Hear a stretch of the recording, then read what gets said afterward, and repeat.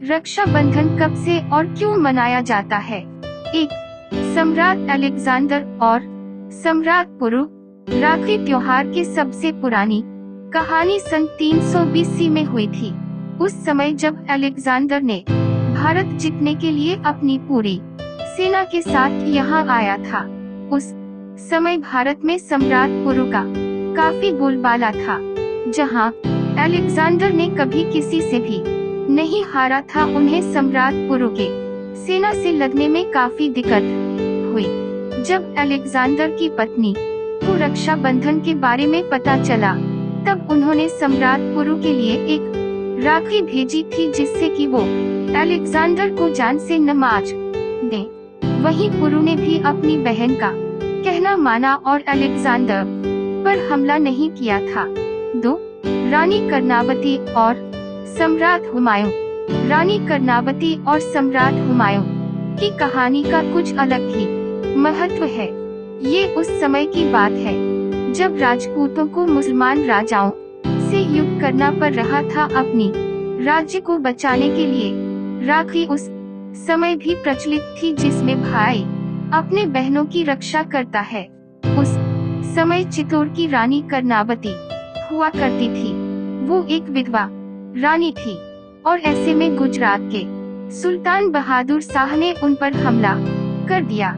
ऐसे में रानी अपने राज्य को बचा सकने में असमर्थ होने लगी। इस पर उन्होंने एक राखी सम्राट हुमायूं को भेजा उनकी रक्षा करने के लिए, और हुमायूं ने भी अपनी बहन की रक्षा के हेतु अपनी एक सेना की टुकड़ी चित्तौड़ भेज दिया, जिससे बाद में बहादुर शाह की सेना को पीछे हटना पड़ा था।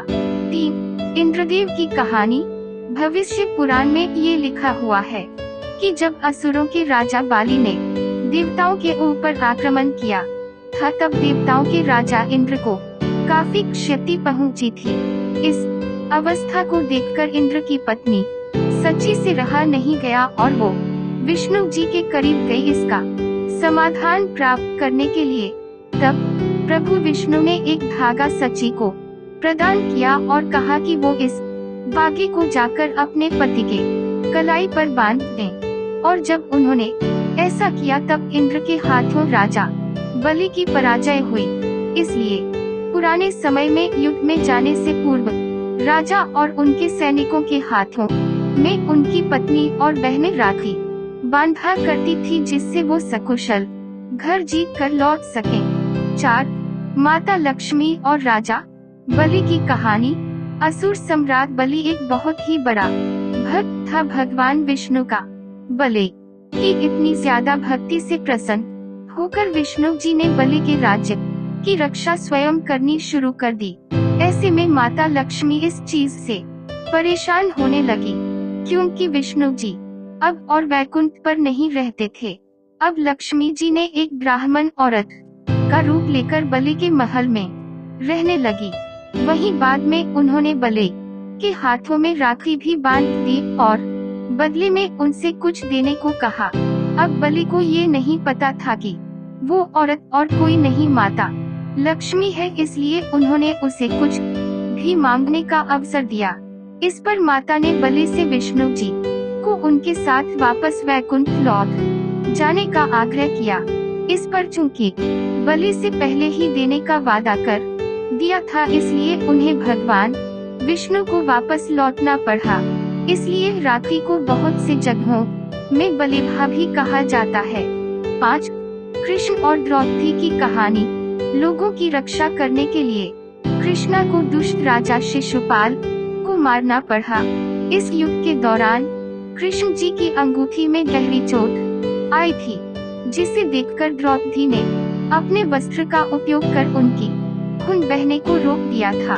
भगवान कृष्ण को द्रौपदी की इस कार्य से काफी प्रसन्नता हुई और उन्होंने उनके साथ एक भाई बहन का रिश्ता निभाया। वहीं उन्होंने उनसे ये भी वादा किया कि समय आने पर वो उनका जरूर से मदद करेंगे। बहुत वर्षों बाद जब द्रौपदी को कुरु सभा में जुए के खेल में हारना पड़ा, तब कौरवों के राजकुमार दुशासन ने द्रौपदी का चिरहरण करने लगा। इस पर कृष्ण ने द्रौपदी की रक्षा करी थी और उनकी लाज बचाई थी। 6. महाभारत में राखी।